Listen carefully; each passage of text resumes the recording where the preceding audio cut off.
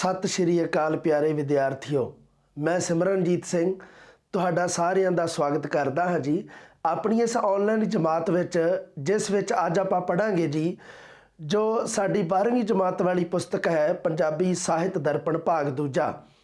ਉਹਦੇ ਵਿੱਚ जो पंजाबी साहित का संखेप इतिहास दिता है सो ਉਹਦੇ ਵਿੱਚ ਜਿਹੜੀ ਆਪਣੀ ਇਹ जमात है ਇਹਦੇ ਵਿੱਚ ਆਪਾਂ पढ़ांगे जी पंजाबी वार्तक के इतिहास बारे ਤੇ पंजाबी जीवनी का इतिहास आप पढ़ना है।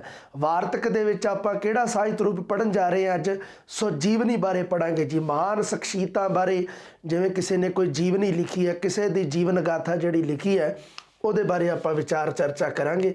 पंजाबी जीवनी के इतिहास बारे आपां गल करांगे। जीवनी ਸਾਹਿਤ है जिहड़ा इसकी जिहड़ा मूल मनोरथ है, जिहड़ा मूल निशाना है, जिहड़ा यह हैगा जी मनुख की स्वै प्रगटाओ की रुचि और एक दूजे संबंधी जानन की इच्छा लालसा जिहड़ी ये जीवनी दे नाल संबंधित है।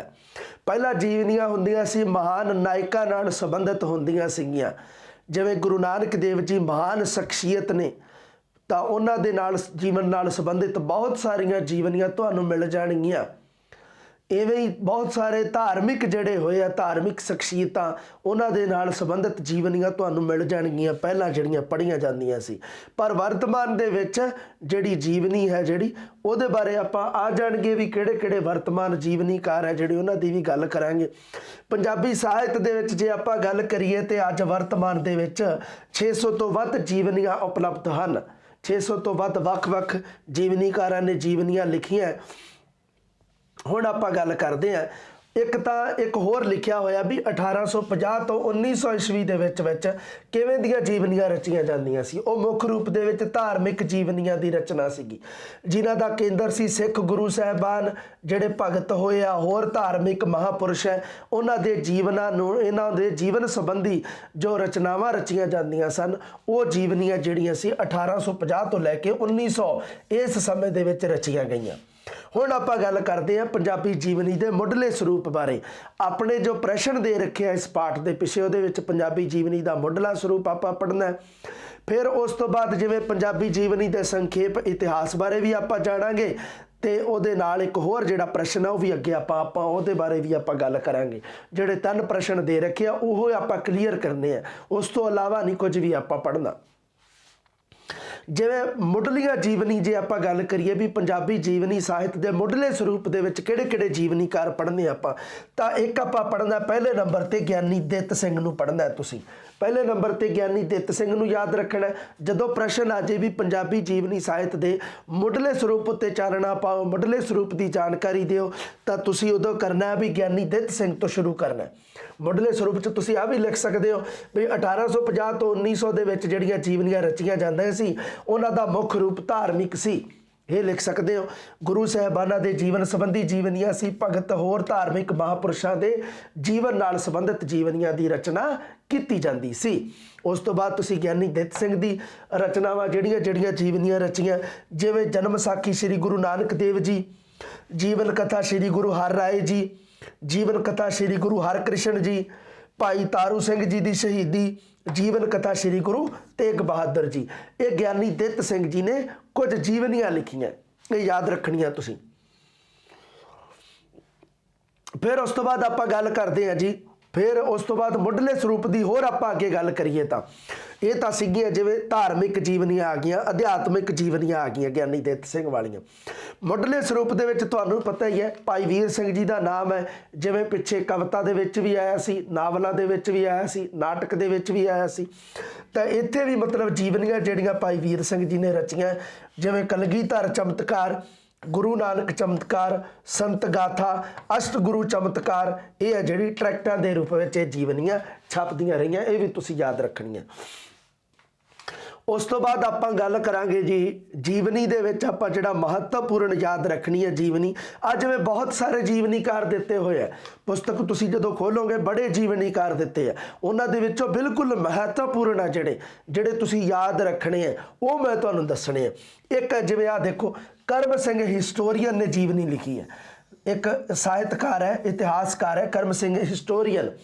करम सिंह हिस्टोरीयन ने जीवनी लिखी है बंदा बहादुर, बाबा आला सिंह, ਜੀਵਨ ਬੀਬੀ ਹਰਨਾਮ ਕੌਰ, ਇਹ ਹੈ ਜਿਹੜੀਆਂ ਇਹ ਤੁਸੀਂ ਯਾਦ ਰੱਖਣੀਆਂ ਕਰਮ ਸਿੰਘ ਹਿਸਟੋਰੀਅਨ ਦੀਆਂ। ਇੱਕ ਤੁਸੀਂ ਯਾਦ ਰੱਖਣਾ ਜੀ ਡਾਕਟਰ ਗੰਡਾ ਸਿੰਘ, ਪੰਜਾਬੀ ਦਾ ਪ੍ਰਸਿੱਧ ਇਤਿਹਾਸਕਾਰ ਹੈ ਡਾਕਟਰ ਗੰਡਾ ਸਿੰਘ। ਇਹਨਾਂ ਦੀ ਜੀਵਨੀਆਂ ਯਾਦ ਰੱਖਣੀਆਂ। ਇਹਨਾਂ ਨੇ ਕਿਹੜੀਆਂ-ਕਿਹੜੀਆਂ ਜੀਵਨੀਆਂ ਲਿਖੀਆਂ? ਸਰਦਾਰ ਸ਼ਾਮ ਸਿੰਘ ਅਟਾਰੀ ਵਾਲਾ, ਗਿਆਨੀ ਅਮਰ ਸਿੰਘ ਰਚਿਤ ਸ਼ੇਰੇ ਪੰਜਾਬ ਵੀ ਤੁਸੀਂ ਯਾਦ ਰੱਖ ਲਿਓ, ਠੀਕ ਹੈ, ਇਹ ਯਾਦ ਰੱਖਣੀ। ਵੈਸੇ ਡਾਕਟਰ ਗੰਡਾ ਸਿੰਘ ਦੀ ਜਿਹੜੀ ਜੀਵਨੀ ਲਿਖੀ ਹੋਈ ਹੈ ਸਰਦਾਰ ਸ਼ਾਮ ਸਿੰਘ ਅਟਾਰੀ ਵਾਲਾ, ਇਹ ਤੁਸੀਂ ਯਾਦ ਰੱਖਣੀ ਹੈ। ਕਰਮ ਸਿੰਘ ਹਿਸਟੋਰੀਅਨ ਵਾਲੀ ਯਾਦ ਰੱਖਣੀ ਹੈ ਇੱਕ। ਉਸ ਤੋਂ ਬਾਅਦ ਗੁਰਮੁਖ ਸਿੰਘ ਮੁਸਾਫਰ ਦੀ ਜੀਵਨੀ ਹੈ ਜਿਹੜੀ, ਗੁਰਮੁਖ ਸਿੰਘ ਮੁਸਾਫਰ ਜੀ ਵੱਲੋਂ ਲਿਖੀ ਗਈ ਜੀਵਨੀ ਹੈ ਜਿਹੜੀ, ਗੁਰਮੁਖ ਸਿੰਘ ਮੁਸਾਫਰ ਦੀ ਰਚਿਤ ਜੀਵਨੀ ਬਾਗੀ ਜਰਨੈਲ, ਇਹ ਤੁਸੀਂ ਯਾਦ ਰੱਖਣੀ ਹੈ, ਠੀਕ ਹੈ। ਉਸ ਤੋਂ ਬਾਅਦ ਹੋਰ ਦੇਖਦੇ ਆ ਪ੍ਰਸਿੱਧੀ ਹੈ ਜਿਹੜੀ ਹੋਰ ਇਸ ਵਰਗ ਦੇ ਵਿੱਚ ਜੇ ਕੋਈ ਆਉਂਦੀ ਹੈ ਤਾਂ ਨਹੀਂ, ਠੀਕ ਹੈ, ਬਸ ਇੱਥੇ ਬਹੁਤ ਹੈ ਇੰਨੀਆਂ ਜੀਵਨੀਆਂ। ਜਿਵੇਂ ਆ ਸੁਰਜੀਤ ਸਿੰਘ ਸੇਠੀ ਹੈ, ਇਹਨਾਂ ਦੀ ਰਚਿਤ ਜੀਵਨੀ ਹੈ ਜਿਵੇਂ ਇਤਿਹਾਸ ਨੇਤਾ ਜੀ, ਇਹ ਤੁਸੀਂ ਯਾਦ ਰੱਖ ਲਿਓ, ਠੀਕ ਹੈ, ਇਹ ਯਾਦ ਰੱਖ ਲਿਓ ਬਸ। ਗੁਰਮੁਖ ਸਿੰਘ ਮੁਸਾਫਰ ਦੀ ਬਾਗੀ ਜਰਨੈਲ ਲਿਖੀ ਹੋਈ ਜੀਵਨੀ, ਇਹ ਯਾਦ ਰੱਖਣੀ ਹੈ। ਉਸ ਤੋਂ ਇਲਾਵਾ ਜਿਹੜੇ ਹੈਗੇ ਆ ਆਪਾਂ ਜਿਵੇਂ ਜਿਹੜਾ ਯਾਦ ਰੱਖਣ ਵਾਲਾ ਹੈ ਇਹਨਾਂ ਦੇ ਵਿੱਚੋਂ ਅੱਗੇ ਦੇਖਦੇ ਜਾਂਦੇ ਆਪਾਂ, ਬਸ ਤੁਸੀਂ ਉਹ ਨਿਸ਼ਾਨ ਲਾਉਂਦੇ ਜਾਇਓ, ਠੀਕ ਹੈ ਨਾ, ਸਾਰੀਆਂ ਨਹੀਂ ਲਿਖਣ ਵਾਲੀਆਂ। ਜਿਵੇਂ ਆ ਦੇਖੋ, ਜਿਵੇਂ ਮੋਹਣ ਸਿੰਘ ਵੈਦ ਰਚਿਤ ਹੈ ਆ ਜਿਹੜੀ ਮਹਾਦਾਨੀ ਰਾਜਾ ਭੋਜ ਤੇ ਤਾਂਤੀਆ ਭੀਲ, ਇਹ ਯਾਦ ਰੱਖਣੀਆਂ। ਮੋਹਣ ਸਿੰਘ ਵੈਦ ਦੀ ਜੀਵਨੀਆਂ, ਮੋਹਣ ਸਿੰਘ ਵੈਦ ਰਚਿਤ ਜੀਵਨੀਆਂ 2 ਲਿਖੀਆਂ ਹੋਈਆਂ, ਇਹ ਤੁਸੀਂ ਯਾਦ ਰੱਖਣੀਆਂ, ਠੀਕ ਹੈ, ਮਹਾਦਾਨੀ ਰਾਜਾ ਭੋਜ ਤੇ ਤਾਂਤੀਆ ਭੀਲ, ਠੀਕ ਹੈ। ਉਸ ਤੋਂ ਬਾਅਦ ਦੇਖਦੇ ਆ ਅੱਗੇ, ਠੀਕ ਹੈ ਜੀ, ਬਸ ਇੱਥੇ ਆਪਣੀਆਂ ਇੰਨੀਆਂ ਯਾਦ ਰੱਖਣ ਵਾਲੀਆਂ। ਇੱਕ ਵਾਰ ਫਿਰ ਦੇਖਦੇ ਹਾਂ ਪਿੱਛੇ ਆਪਾਂ ਕੀ ਕੁਛ ਕਰਕੇ ਕਿ ਮਤਲਬ ਕਿਹੜੇ ਯਾਦ ਰੱਖਣੇ ਆ।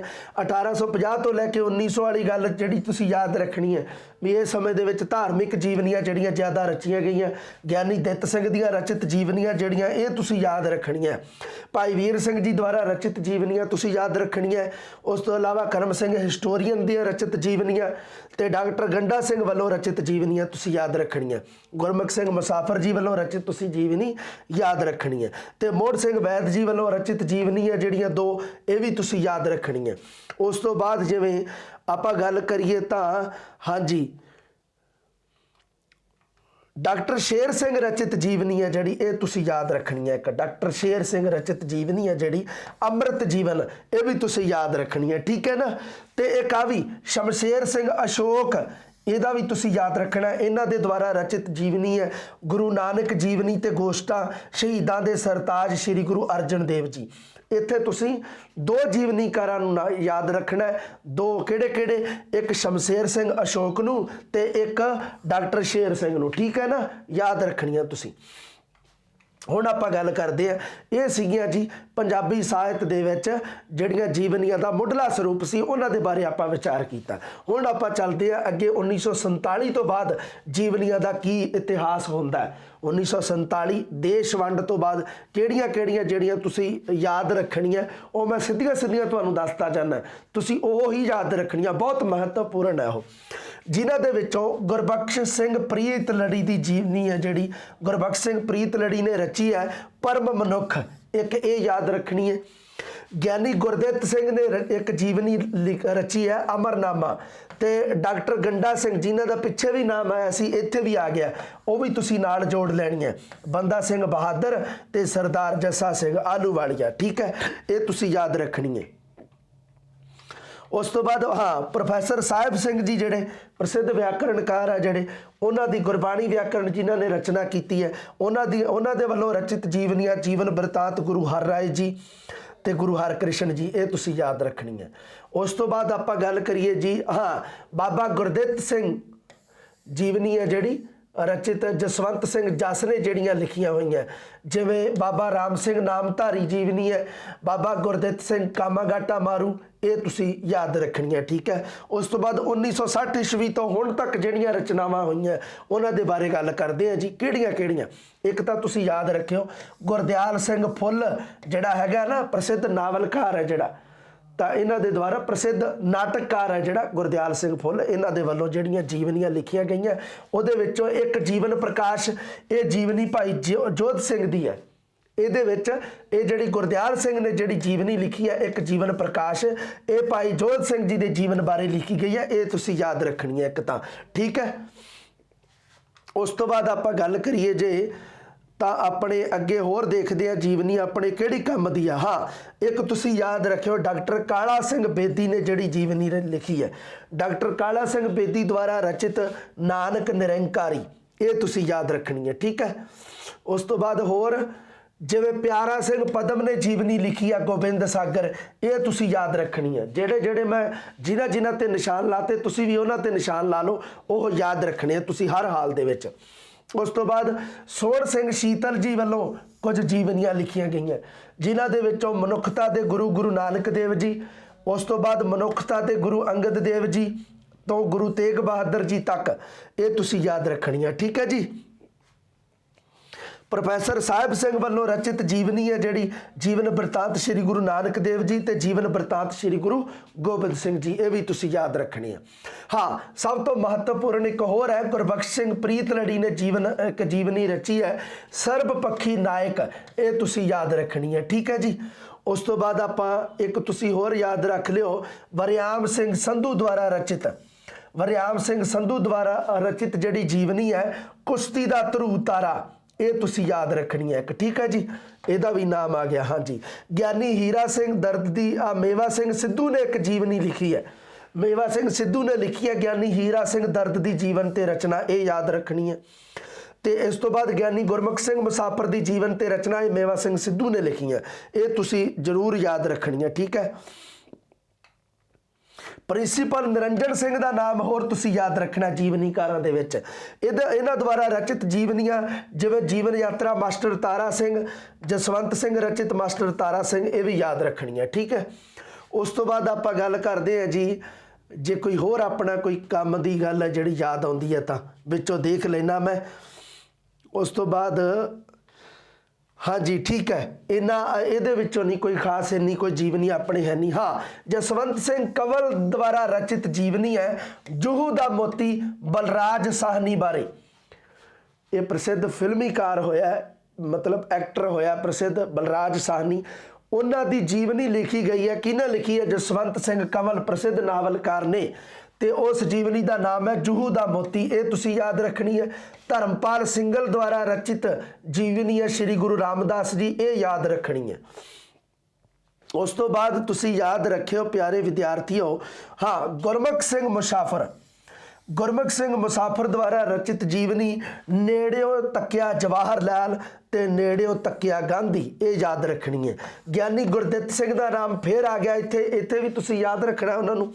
ਅਮਰ ਗਾਥਾ, ਇਹ ਤੁਸੀਂ ਯਾਦ ਰੱਖਣੀ ਹੈ, ਠੀਕ ਹੈ ਜੀ।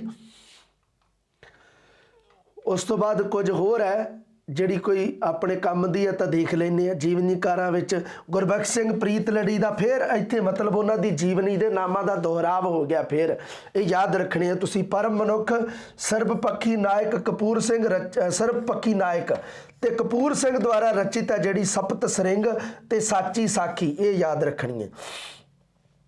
ਫਿਰ ਉਸ ਤੋਂ ਬਾਅਦ ਸੁਜਾਨ ਸਿੰਘ ਦੁਆਰਾ ਰਚਿਤ ਧਰਤੀ ਦੇ ਲਾਲ, ਇਹ ਵੀ ਯਾਦ ਰੱਖਿਓ ਤੁਸੀਂ।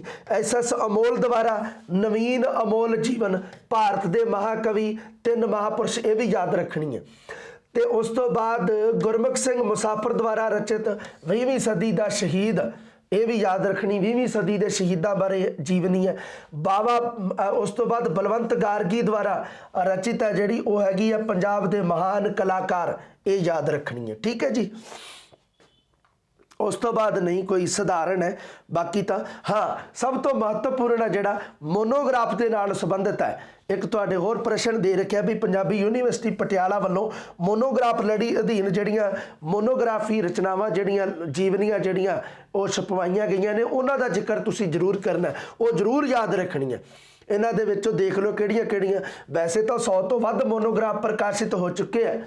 ਜਿਵੇਂ ਆਹ ਦੇਖੋ ਸ਼ਿਵ ਕੁਮਾਰ ਬਟਾਲਵੀ ਜੀਵਨ ਤੇ ਰਚਨਾ, ਇਹ ਜੀਤ ਸਿੰਘ ਸ਼ੀਤਲ ਨੇ ਇਹ ਮੋਨੋਗ੍ਰਾਫ ਲਿਖਿਆ, 1 ਨੰਬਰ ਤੇ ਹੋ ਗਿਆ। ਉਸ ਤੋਂ ਬਾਅਦ ਸ਼ੇਖਪ੍ਰੀਤ ਜੀਵਨ ਤੇ ਰਚਨਾ, ਇਹ ਤਖਤ ਸਿੰਘ ਨੇ, ਇਹ ਯਾਦ ਰੱਖਣਾ, ਤਖਤ ਸਿੰਘ ਤੇ ਬਲਵੀਰ ਕੌਰ ਵੱਲੋਂ 2 ਨੰਬਰ ਤੇ। ਫਿਰ ਉਸ ਤੋਂ ਬਾਅਦ ਗੁਰੂ ਤੇਗ ਬਹਾਦਰ ਜੀਵਨ ਤੇ ਰਚਨਾ, ਇਹ ਫੌਜਾ ਸਿੰਘ ਤੇ ਤਾਰਨ ਸਿੰਘ ਵੱਲੋਂ ਲਿਖਿਆ ਗਿਆ ਹੈ। ਇਹ ਜੀਵਨੀ ਹੈ ਜਿਹੜੀ ਉਹਨਾਂ ਵੱਲੋਂ ਲਿਖੀ ਗਈ ਹੈ। ਇਹ ਮੋਨੋਗ੍ਰਾਫ ਹੈ ਵੀ ਜਿਹਦੇ ਵਿੱਚ ਜੀਵਨ ਹੁੰਦਾ, ਸਾਹਿਤਕ ਸੇਵਾ ਤੇ ਯੋਗਦਾਨ ਬਾਰੇ ਪੂਰਾ ਸਾਹਿਤਕ ਦ੍ਰਿਸ਼ਟੀਕੋਣ ਪਾਇਆ ਜਾਂਦਾ, ਉਹਨਾਂ ਨੂੰ ਕਿਹਾ ਜਾਂਦਾ ਮੋਨੋਗ੍ਰਾਫੀ। ਫਿਰ ਉਸ ਤੋਂ ਬਾਅਦ ਭਗਤ ਰਵਿਦਾਸ ਦੀ ਜੀਵਨ ਤੇ ਰਚਨਾ ਇਹ ਭਾਈ ਜੋਧ ਸਿੰਘ ਨੇ ਲਿਖੀ ਹੈ। ਭਾਈ ਮਨੀ ਸਿੰਘ ਜੀਵਨ ਤੇ ਰਚਨਾ ਇਹ ਰਤਨ ਸਿੰਘ ਜੱਗੀ ਦੀ ਲਿਖੀ ਹੋਈ ਹੈ। ਭਾਈ ਵੀਰ ਸਿੰਘ ਜੀਵਨ ਤੇ ਰਚਨਾ ਇਹ ਡਾਕਟਰ ਸਤਿੰਦਰ ਸਿੰਘ ਨੇ ਲਿਖੀ ਹੈ। ਸਰਦਾਰ ਕਪੂਰ ਸਿੰਘ ਜੀਵਨ ਤੇ ਰਚਨਾ ਇਹ ਡਾਕਟਰ ਕੁਲਵੰਤ ਸਿੰਘ ਨੇ ਲਿਖੀ ਹੈ। ਫਿਰ ਉਸ ਤੋਂ ਬਾਅਦ ਜਿਵੇਂ ਗੁਰੂ ਹਰਗੋਬਿੰਦ ਦੇ ਜੀਵਨ ਤੇ ਰਚਨਾ ਡਾਕਟਰ ਕੁਲਦੀਪ ਸਿੰਘ ਧੀਰ ਨੇ ਲਿਖੀ ਹੈ। ਤੇ ਉਸ ਤੋਂ ਬਾਅਦ ਸੂਬਾ ਸਿੰਘ ਜੀਵਨ ਤੇ ਰਚਨਾ ਇਹ ਭਗਵੰਤ ਸਿੰਘ ਨੇ ਲਿਖੀ ਹੈ। ਇਹ ਯਾਦ ਰੱਖਣੀਆਂ। ਇਹਨਾਂ ਦੇ ਵਿੱਚੋਂ ਸਭ ਤੋਂ ਮਹੱਤਵਪੂਰਨ ਆ ਜਿਹੜੀਆਂ ਉਹ ਹੈਗੀਆਂ, ਇੱਕ ਜੀਤ ਸਿੰਘ ਸ਼ੀਤਲ ਵਾਲੀ ਰਚਨਾ, ਇੱਕ ਤਖਤ ਸਿੰਘ ਤੇ ਬਲਵੀਰ ਕੌਰ ਵਾਲੀ ਰਚਨਾ, ਇੱਕ ਫੌਜਾ ਸਿੰਘ ਤੇ ਤਾਰਨ ਸਿੰਘ ਵਾਲੀ ਰਚਨਾ, ਤੇ ਉਸ ਤੋਂ ਬਾਅਦ ਇੱਕ ਆ ਜਿਹੜੀ ਰਤਨ ਸਿੰਘ ਜੱਗੀ ਵਾਲੀ ਰਚਨਾ। ਇਹ ਤੁਸੀਂ ਯਾਦ ਰੱਖ ਸਕਦੇ ਹੋ, ਭਾਈ ਜੋਧ ਸਿੰਘ ਵਾਲੀ ਵੀ। ਠੀਕ ਹੈ ਜੀ। ਸੋ ਪਿਆਰੇ ਵਿਦਿਆਰਥੀਓ, ਇਹਦੇ ਵਿੱਚ ਜਿਹੜਾ ਮੋਨੋਗ੍ਰਾਫੀ ਵਾਲਾ ਜਿਹੜਾ ਹੈਗਾ ਉਹਦੇ ਵਿੱਚ ਆ ਜਿਹੜੀਆਂ ਮਹੱਤਵਪੂਰਨ ਜਿਹੜੀਆਂ ਤੁਹਾਨੂੰ ਦੱਸੀਆਂ ਮੈਂ, ਇਹ ਤੁਸੀਂ ਜ਼ਰੂਰ ਯਾਦ ਰੱਖਣੀਆਂ। ਉਸ ਤੋਂ ਇਲਾਵਾ ਅਨੁਵਾਦਿਤ ਜੀਵਨੀਆਂ ਵੀ ਹੈ। ਪੰਜਾਬੀ ਸਾਹਿਤ ਦੇ ਵਿੱਚ ਅਨੁਵਾਦਿਤ ਜੀਵਨੀਆਂ ਬਹੁਤ ਹੈ, ਮਤਲਬ ਦੂਜੀਆਂ ਭਾਸ਼ਾਵਾਂ ਦੇ ਵਿੱਚੋਂ ਪੰਜਾਬੀ ਵਿੱਚ ਅਨੁਵਾਦ ਕੀਤੀਆਂ ਹੋਈਆਂ ਜੀਵਨੀਆਂ ਜਿਹੜੀਆਂ, ਤਾਂ ਇਹ ਵੀ ਤੁਸੀਂ ਇਹਦੇ ਵਿੱਚੋਂ ਵੀ ਦੋ ਕੁ ਦਿੱਤੇ ਆ ਨਾਮ। ਜਿਵੇਂ ਇਬਰਾਹਿਮ ਲਿੰਕਨ ਦੀ ਹੈ, ਇਬਰਾਹਿਮ ਲਿੰਕਨ, ਇਹਦਾ ਅਨੁਵਾਦ ਅਮਰ ਸਿੰਘ ਨੇ ਕੀਤਾ ਹੈ। ਇੰਦਰਾ ਗਾਂਧੀ ਮੁੜ ਸੂਹੇ ਗੁਲਾਬ ਦੀ ਮਹਿਕ, ਇਹਦਾ ਅਨੁਵਾਦ ਅਜੀਤ ਕੌਰ ਨੇ ਕੀਤਾ ਜਿਵੇਂ। ਸੋ ਇਹ ਅਨੁਵਾਦਿਤ ਜੀਵਨੀਆਂ ਦੇ ਨਾਮ ਵੀ ਹੈ। ਸੋ ਪੰਜਾਬੀ ਸਾਹਿਤ ਦੇ ਇਤਿਹਾਸ ਵਿੱਚ ਜੋ ਵਾਰਤਕ ਦਾ ਇਤਿਹਾਸ ਆਪਾਂ ਪੜ੍ਹ ਰਹੇ ਹਾਂ, ਜਿਹਦੇ ਵਿੱਚ ਪੰਜਾਬੀ ਜੀਵਨੀ ਦੇ ਇਤਿਹਾਸ ਬਾਰੇ ਅੱਜ ਆਪਾਂ ਪੜ੍ਹਿਆ ਜੀ। ਆਧੁਨਿਕ ਪੰਜਾਬੀ ਜੀਵਨੀ ਵਾਰਤਕ ਸਾਹਿਤ ਦੇ ਵਿੱਚ ਜੀਵਨੀ ਬਾਰੇ ਜਿਹੜੀ ਵਿਚਾਰ ਚਰਚਾ ਕੀਤੀ ਹੈ ਨਾ ਵਿਦਿਆਰਥੀਓ, ਤੇ ਜਿਹਦੇ ਵਿੱਚ ਬਿਲਕੁਲ ਤੁਹਾਨੂੰ ਮੈਂ ਦੱਸਿਆ ਵੀ ਆਹੀ ਕੰਮ ਦੀ ਗੱਲ ਹੈ ਤੁਹਾਡੇ, ਬਸ ਉਹ ਹੀ ਤੁਸੀਂ ਯਾਦ ਰੱਖਣੀ ਹੈ। ਸੋ ਪਿਆਰੇ ਵਿਦਿਆਰਥੀਓ, ਜੀਵਨੀ ਸਾਹਿਤ ਵਾਲਾ ਜਿਹੜਾ ਆਪਣਾ ਪਾਠ ਹੈ ਇਹ ਸਮਾਪਤ ਹੁੰਦਾ ਹੈ। ਅਗਲਾ ਪਾਠ ਲੈ ਕੇ ਜਲਦੀ ਮਿਲਦੇ ਹਾਂ ਜੀ, ਜਲਦੀ ਤੁਹਾਡੇ ਰੂਬਰੂ ਹੁੰਨਾ ਜੀ। ਸਤਿ ਸ਼੍ਰੀ ਅਕਾਲ।